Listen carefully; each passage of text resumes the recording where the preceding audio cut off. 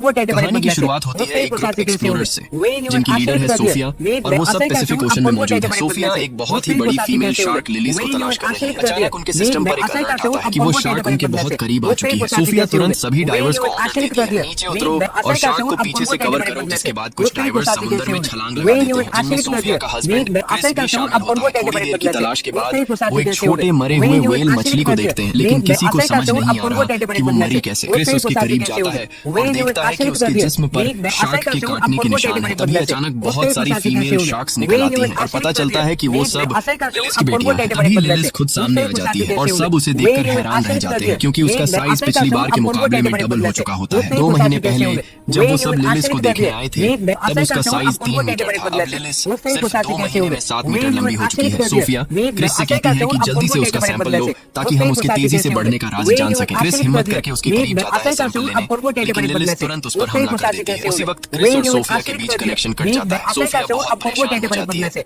और खुद समुद्र में उतर जाती है ताकि अपने हस्बैंड को ढूंढ सके। वो जैसे ही नीचे जाती है उसे क्रिस का कटा हुआ बाजू मिलता है और वहाँ और किसी ड्राइवर का कोई नामो निशान नहीं होता। वो समझ जाती है कि वो सब शार्क की खुराक बन चुके हैं, मगर वो हिम्मत नहीं हारती और फैसला करती है कि किसी तरह उस शार्क से सैंपल लेकर ही रहेगी। वो लिलिस के करीब पहुंचती है और सैंपल लेने की कोशिश करती है, लेकिन शार्क उस पर भी हमला कर देती है। सोफिया खुशकिस्मती से एक जाल में फंस जाती है, लेकिन शार्क जाल को खींचती हुई समुद्र की गहराइयों में ले जाती है। किसी तरह से वो जाल से निकलने में कामयाब हो जाती है और खुद को बचा लेती है। फिर 3 साल बीत जाते हैं और हम पहुंचते हैं पेरिस, जहां 2 नौजवान लड़के सीन नदी में मछलियां पकड़ रहे होते हैं, लेकिन अचानक उनके जाल में एक बम आ जाता है। ये देखकर वो दोनों लड़के पुलिस को इस बम की खबर देते हैं। बम की खबर सुनकर रिपोर्टर्स भी वहां आ जाते हैं। तभी पुलिस आकर लोगों को समझाती है कि वर्ल्ड वॉर 2 के दौरान यहाँ शेल्स और मिसाइल्स रखी गई थी, इसलिए डरने की कोई जरूरत नहीं है। यहाँ अक्सर बम मिलते रहते हैं और जब तक हम यहाँ हैं कुछ नहीं होगा। लोगों को यकीन दिलाया जाता है कि नदी सुरक्षित है। फिर हम पहुंचते हैं व्हेल कंजर्वेशन